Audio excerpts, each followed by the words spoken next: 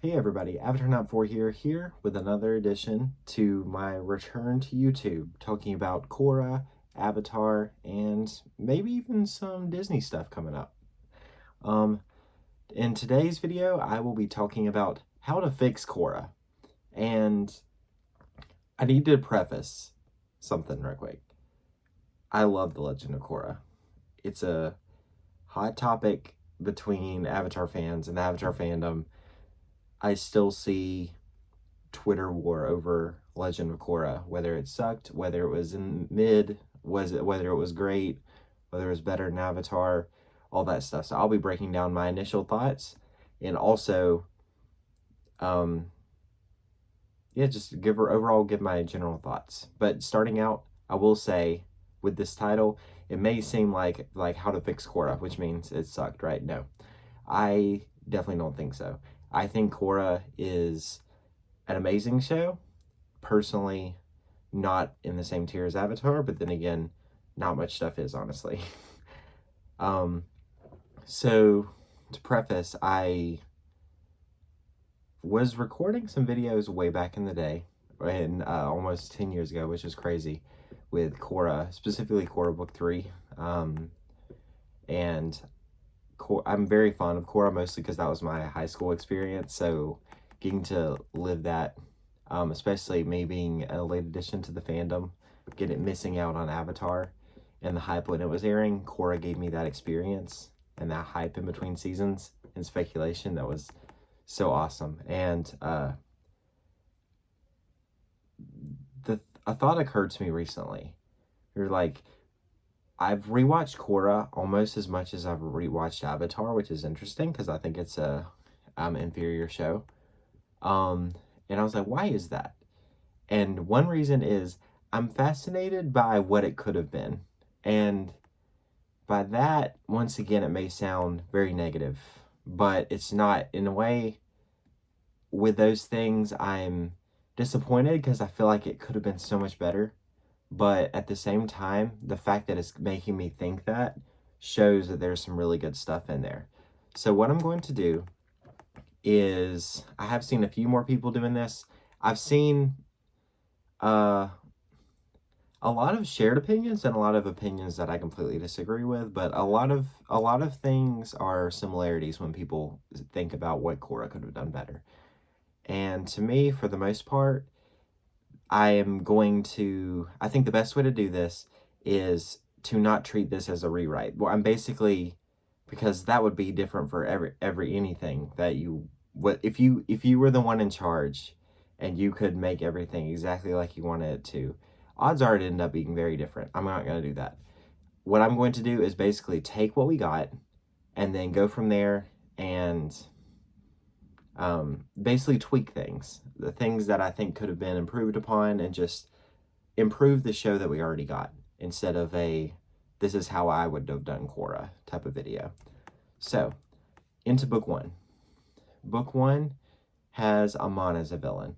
And Amon, if you ask most people in the fandom, was like, he was pretty great until the ending. And the ending kind of, just the reveal of him being a bloodbender was kind of a letdown. Even if you don't mind it, it was somewhat of a letdown. Just the idea of a masked villain and a villain that could take bending away in a mysterious way we hadn't seen before, that was so fascinating and so scary. And seeing the emotional attack that he had on Korra, and she had never ever experienced that before. That was so impactful, and you really felt his presence when he was on the screen. And then it's revealed that he's a waterbender, and you're kind of just like, okay, it's fine. As you'll see, I'll be saying similar things where if I summed up what I thought of the changes I'd make to Korra, or some things I wish were better, I would be like, it's fine, but I just feel like it could have been so much better. So it's somewhat bothersome. With Amon, one main thing I think that could have been different was, for the most part, just actually show a full backstory. Skeletons in the Closet, episode 11 of book 1. We got a backstory, mostly between him and Tarlok, but I'm meaning an episode after that where we see their childhood, because Skeleton in the Closet ended up being more about Tarlok, and because he was telling it, and but we're missing so much of when Noatak left, and all the way to when we see him in Korra. Like, how does he become a Mon? How does he actually learn the ability to bloodbend to take people's bending away? We don't have any idea. What was he up to? How long had he been in Republic City? What else happened to him? And we know he got abused by his father for bending, but what made him think, literally, even as a bender, bending should not exist? Like, I would think something else would have to happen to him, and there's something there that we're missing, and I feel like it could have, even just keeping it like it was, it could have been better. Just fleshing that out a little bit more. Then that is once again if we were keeping the bloodbender idea. To me, I think it would have been better, and this is one where every now and then I will, like I preface, I'm trying not to do a rewrite, but just kind of tweaking things. In this one instance, I think it would have been so much better and so much more interesting. So I'll go ahead and bring up all the theories that who Amon was, because the masked idea had everyone so fascinated. A lot of people early on was like, it's Boomy. That would be super interesting, seeing the son of Avatar Aang, who was jealous and hurt that he didn't get bending, that he felt inferior, and maybe like amplify the fact that Aang was a quote unquote bad dad, which he really wasn't, but he did, and I don't think intentionally, neglect Kaya and Boomy in particular in favor of Tenzin. He really could have been a cool villain by spawning from that and becoming basically the anti-Avatar by taking away his bending, or taking away bending. That would have been super cool. Or also, I just think it would have been cool if literally in a Revelation in episode 3, if he was literally who he said he was. Because most of the reactions I see are always just, and even my thought, I was just like, he's lying. Where he was just like, I was a boy, grew up on a small farm, we weren't rich, and none of us were benders, but a firebender showed up, he stole my family from me and stole my face, and then I have been blessed and chosen by the spirits to give him this ability. And a lot of people was just like, well, that's a lie. I don't believe that. It's too convenient, and it's too... What if he was just... It would have been interesting if it was revealed he literally was a nobody, and he was telling the truth all along. And that could have been a cool backstory where a spirit literally did say, you're the chosen one, the Avatar's lost its way in the world, and you need to set things right again. That would have been super interesting, where you're like, wow, he was telling the truth. And then you could have hawked it down to just like, well, it's a spirit power, and it connects back to the Lion Turtle's heritage of taking away bending, giving bending, so, it's a spiritual thing. So honestly, I think that's the main thing about book 1. It's Amon, and just some missed marks on there that really could have nailed it at the end, that I feel personally that they missed on. There's a few little other things. I feel like Korra should have gradually learned some airbending basics, at least done some blasts of air. And I know the whole idea of she had to make herself selfless like an airbender in the moment to save Mako. That's what the creators have said in the commentary. That's why she was all of a sudden able to airbend. But it did seem so weird where she was just like, they at least did show her training some, but like, I wish she would have at least had some blast of air. She just couldn't control it. And she's like, I've never had this much of an issue before. I think mostly it's just the fact that she didn't do anything whatsoever until the finale. It was kind of weird. I would have liked some little touches of airbending in between, since it was book 1 air. And then also the ending, and this goes to mainly what hurt book 1 was they thought it was going to be a miniseries and only 12 episodes. And because of that, they had to wrap it up really quickly. Korra got her bending takeaway. Korra was told she can't bend those again, and then all of a sudden Aang shows up, gives her everything back, the Avatar state unlocks, and boom. All of that happens within probably 10 minutes. And it's such a quick fix, and it's fine. Once again, it's fine. It's a hype moment. It's amazing when Aang shows up. I freaked out the first time I saw it. But especially looking back in retrospect, I think it would have been so cool and so much more impactful as a character for a character, and also setting things up later, if it could have been tweaked where if they would have known they would have were going to get book 2 and onward, um, that she doesn't get it back. She still, the season ends and she learns to move on with her life and not be in this depression state that she was in, but she doesn't get her bending back yet. That's the key. Because obviously she's the Avatar, she has to get it back. And also add touches of the non-bender movement, because it was so it made sense that non-benders would feel neglected and persecuted and abused by and intimidated by all the benders around. Especially what we were seeing in Republic City on the streets, there were all these triads and gang activity with benders, and they didn't really stand a chance, and they were just taking advantage of their power against non-benders. And that's what Amon's thing was. It wasn't wrong, he just had too much of an extreme way of thinking about it. But I would have liked, it's literally like it's brought up in a quick line in book 2, and literally Raiko's elected, which is a non-bender president, so that's something, but they never do anything with that. I think it's sad that movement literally was just like, oh, they were all bad, and it was just dismissed right away. Like, Amon's gone. Oh, well. I still think there would be some people still mad, and they're like, hey, Amon, yeah, he was a fraud, and they kind of turned on him, but we're like, I still believe in this. I believe there should be change.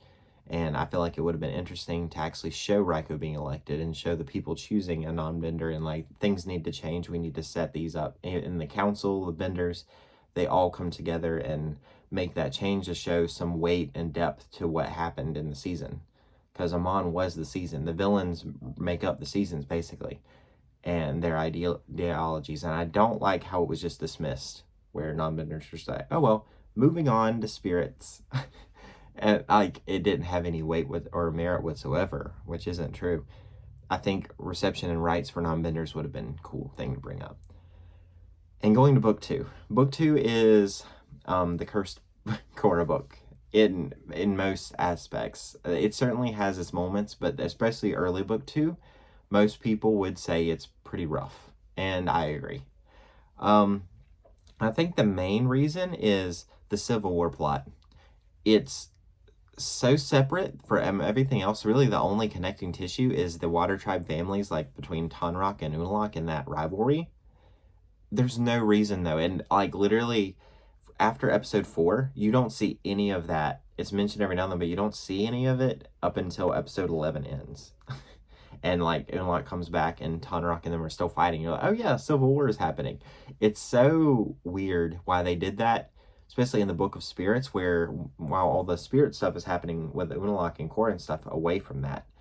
To me, it just made a fake out where, like, oh no, this isn't what the season's about. Like, it was just, I would just say remove that and add some spirit backstory / Korra training in spiritual matters, versus a lot of that being off screen.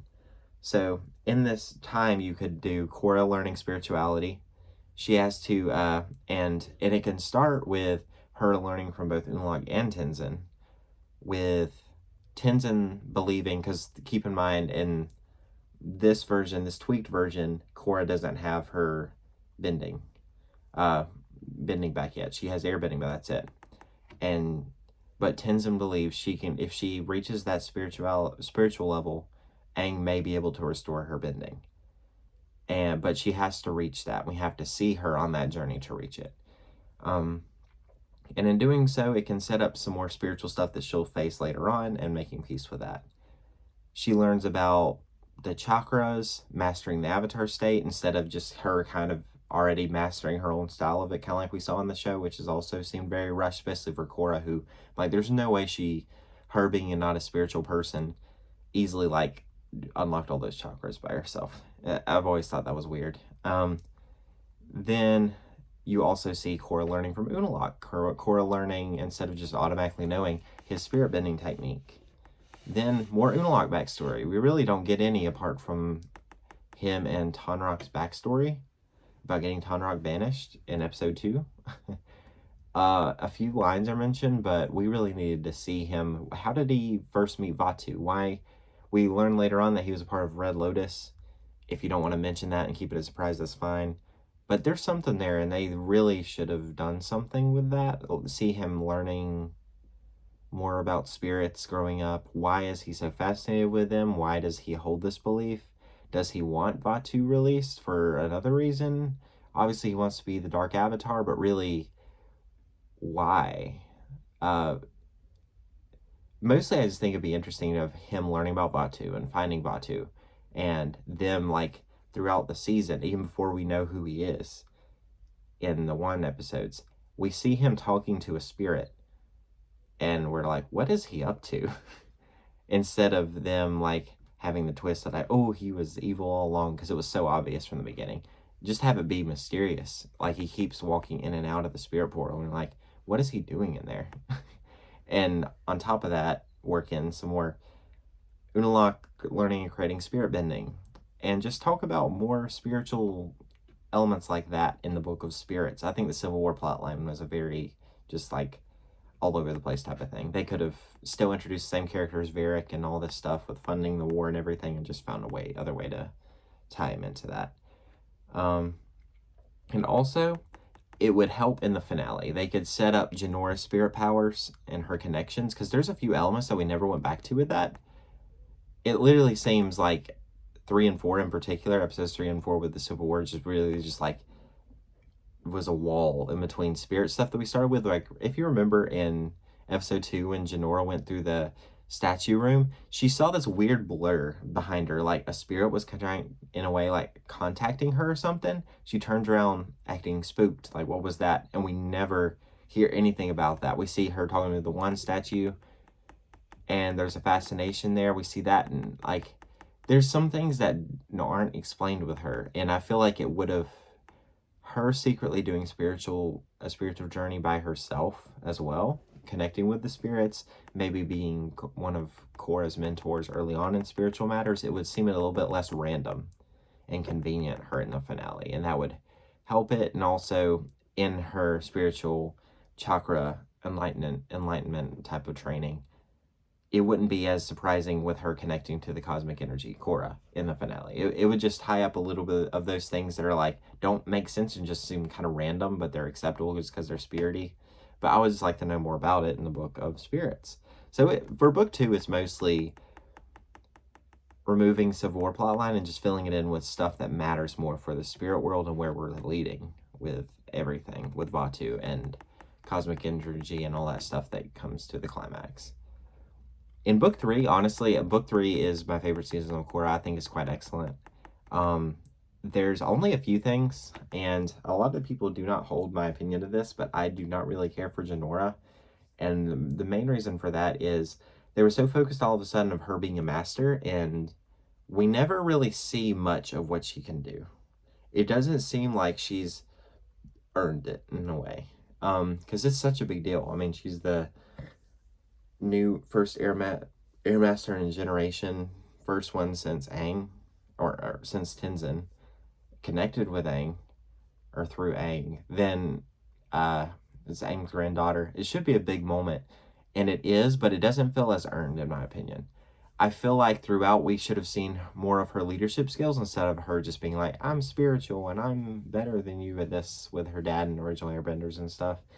I feel like there should have been seeds of her airbending mastery, and also elements, which ties back into the book 2 stuff, where it seemed just kind of random. All of a sudden, Janora could do this crazy stuff with spiritual stuff. Because I know air nomads are very spiritual, but just show and explain. Try to explain some of it instead of her just pulling up a new trick whenever it's convenient. Like the astral projection out of nowhere, and her calling it a high-level airbending move. I'm like, why? Just make it a spiritual thing, and instead of trying it connected with airbending, because those are different. Even though airbenders are spiritual, they're not. It's not a spirit power, so it's just very weird. That part's always thrown me off. Not the power itself, but them calling it airbending. Like that's odd. But I feel like that. More of what we saw in the finale with her taking charge and creating the giant tornado I feel like if we would have had elements of her mastery and her taking charge before that, it would have seemed more earned, in my opinion. Um, and another thing is the main thing, kind of like we've heard about. I think the main thing Korra lacks, honestly, is full in-depth villain backstories, like full episodes, because each one is kind of the identity of each season, and that's something unique to Korra. Each season's contained by a villain and their beliefs, basically, and how they go too far with them. But each one is different than the others, with some threads connecting them. And the Red Lotus becomes one that is so fascinating. It's basically an anti-Team Avatar group, one of each element, especially after Zahir gets airbending. But we literally know nothing about how they came to be as a group, who they are as characters. For them, especially with 4 people, we needed a full episode explaining how they are a team, really seeing what led to them. We know what led to them being captured, but all that stuff before that, we needed to know that. Because after that, obviously, they were just in prison. But up until this season. But we really needed to see what happened that caused them to get those powers, their backstories, basically, and then how they connect as a group. And then end it with actually showing instead of telling the kidnap attempt on Korra. I think it would have hit so much more seeing Sokka, seeing Tanrock, and Tenzin, I believe. Yeah, I think they said those 3 were there trying to stop them from kidnapping toddler Korra. That would have been so cool to see, specifically for Sokka. And why they just told it, that was so sad. It bothers me. I just want to see it so much, and it would have just added so much. And I think that episode could have been amazing, giving elements of each of their backstories, how they come together, showing them planning and actually trying to kidnap Korra. You could have had Unlock in the flashback, refusing to do it. And then and then the episode ends with them being thrown in prison, and then we're caught up. And that would have been amazing. So yeah, that's for the most part what I would change about book 3. Basically villain stuff, because Janora's, I do think it needs more, but it's not nearly as big of a deal, I feel, as a missed opportunity as developing the Red Lotus villains. And going back to book 4, or next on to book 4, this is Kuvira's season. Like I said, the villains own the seasons. The seasons are about them. Once again, we needed more Kuvira backstory. And we got it in comic form. And I initially was, when I first watched the show, she was the first villain where I felt like I know her enough. We've seen her throughout book 3 show up. She's captain of Sue's guard in Zaofu. And she's like a daughter to Sue. And Sue trained her, brought her up like her own as her own, basically. And she becomes corrupted with power over time. So that makes sense. And we see a little flashback of her and how she goes on her mission in episode 5 of book 4. But after seeing, maybe not a full episode, but just a B plot throughout a story or throughout an episode of what we saw in the comics, with her parents actually throwing her out, and some bonding moments of her and Sue, I think that really would have hit home what Sue is feeling, like this betrayal, and also just added more to the season. Next, I feel like the prison camp should have been shown, because there's a lot of showing, not telling instead of showing in book 3 or in book 4. We hear a lot of times about prison camps and how she's rounding up people of anyone that's not of earthbending heritage and throwing them in prison camps. And that would have made her so more diabolical and scary if we would have actually seen it. I think it would have been so cool if maybe Team Avatar is trying to free from some of those camps in one episode or something like that. They come across, or Bolin does, and he realizes that's really what's happening after they're leaving, because he's so caught up in Kuvira's hype and what she's telling him which is a warped version of the truth of how they're actually helping them. He really needed to see what's happening afterwards. And I feel like that was missing. Another thing that was missing was, once again, they kind of just dropped the cliffhanger and slash of idea of the book 3, where it ended with Korra in the wheelchair, and they were like, we don't know how many more Red Lotus out there members might be out there hiding, because we know there were more. The people that came out of the shadows and poisoned Korra, they weren't the main villain group that we had known. There's more out there. It's like the White Lotus, basically. There's more members. Are they a threat? Are they just lingering? And they never go back to that, which I thought was odd, because once they tied Unalaq into Red Lotus, I'm like, okay, they're tying them all together now. Now that they knew they were having several seasons. And Amon doesn't really bother me not being Red Lotus and still being the outlier, just because I think he's strong enough to stand on his own. I thought about adding that as a change or tweak I would have liked, but no, I don't really think that was necessary. I just wish there was some sort of tie-up, even with Zahir coming back. It's all for Korra's service, basically, helping her get to where she needs to be back in fighting shape with After State and the Spirit World and stuff. I feel like you could have had some elements, especially in those 3 years, the time skip, of them dealing with the Red Lotus remains and them discussing that. like they didn't just forget them. That's like a hanging thread out there that'll never be solved. Also, and then this is where it gets a little crazy, one tweak I would make would basically change the ending completely, just because I feel like I actually thought they might do it, especially after seeing the episode What Happens, and I'll explain this. It will seem crazy. I think, and I originally thought, that Korra was going to die in the finale, which is crazy to think about because of it being a Nickelodeon show, that even though they did some crazy stuff on Korra, I'm aware. I feel like, in service of her character and her character arc and what she went through, especially in book 4, seeing the change after she was poisoned, I feel like it would have been so crazy and incredible for an ending to her tale if she would have died sacrificing herself to save Kuvira in the way that she basically was willing to, because she didn't know when the spirit portal beam was heading from the cannon was heading towards Kuvira, and she jumped in front of her and used the Avatar state. She had never faced that before head on. She didn't know the Avatar state could technically stop that spirit beam. She was basically willing, I'm going to try to save her, because it's revealed she sees a lot of herself in her, and there's some parallels there. And once again, that's showing a part of her growth, like she says after the final battle, where she was like, she's grown to be more compassionate to others because she's learned what true suffering feels like, even to people like Kuvira. And she was straight up willing to, whatever it takes, try to save this person. And I feel like, and right when it exploded, right when the spirit portal exploded, the first time I watched it, I'm like, they actually did it.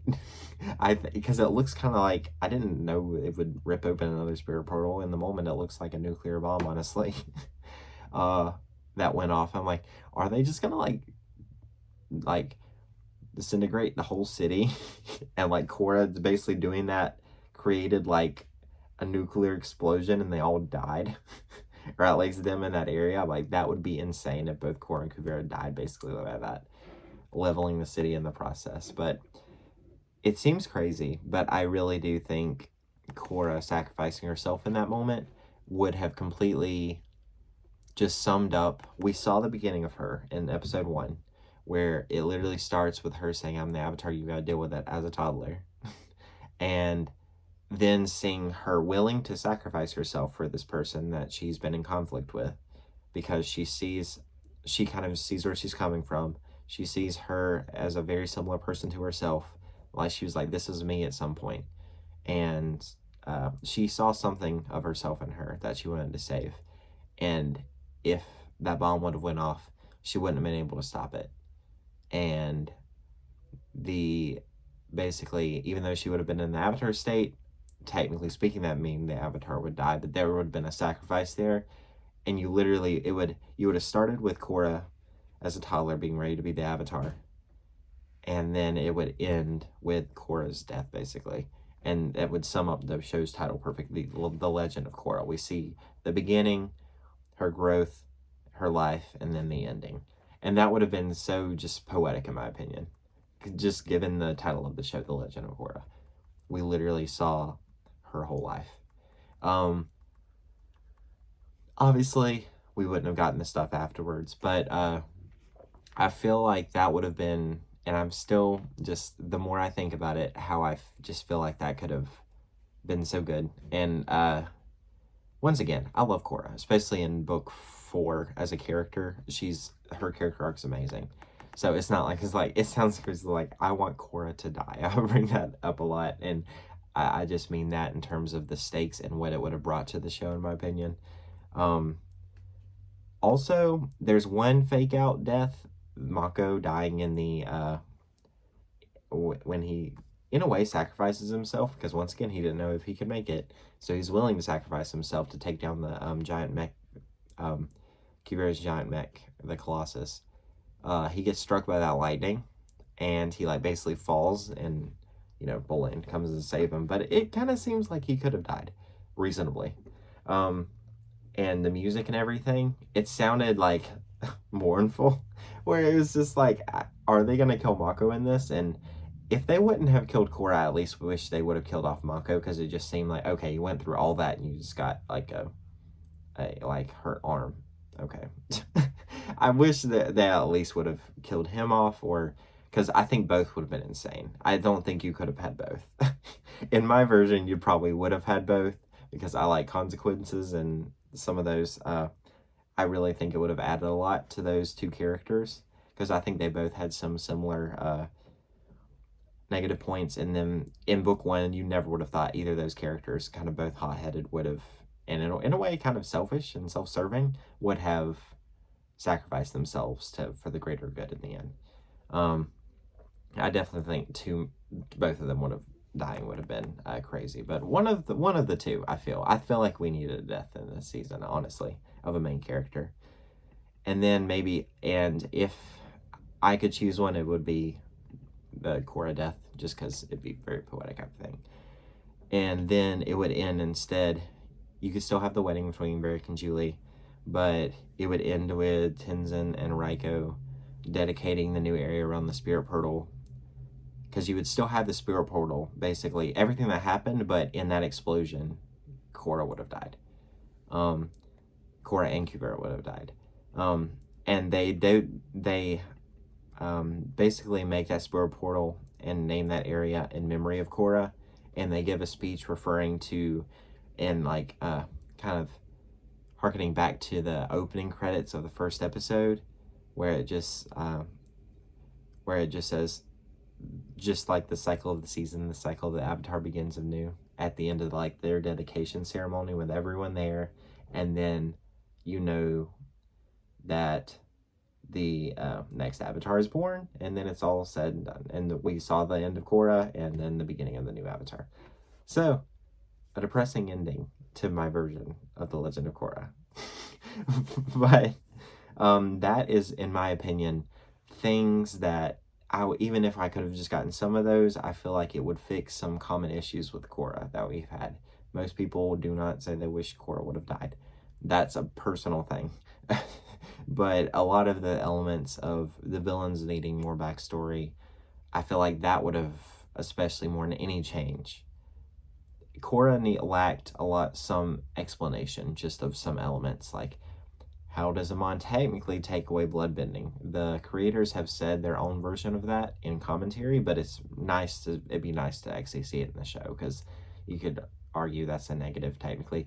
There's several things that are not explained whatsoever and seem very random and convenient. I really think Korra would have benefited much from those changes, especially. But hey, like I said, I love Korra. I have my Future Industries jersey on right here. pro bending. With my fire ferret, with my Fabu. So I love Korra. There's just a few things that could have. I was like, I watch it, I'm like, I think of what could have been, and how cool it could have been. But hey, we got what we got. More Avatar Studios stuff is coming, so who knows with that. But yeah, so hey, like, comment, subscribe. I'm gonna be trying to really reinvigorate my channel, bring it back. I have a lot to say, especially about the Avatar Studios stuff coming up, Netflix, Disney, Avatar. Like, comment, subscribe. Let me know what you think. If you think I'm crazy for wanting to go Korra off, if you have any other ideas, or just casual Avatar questions, or just intrigue in the Avatar universe, just let me know. And thanks for watching. Bye.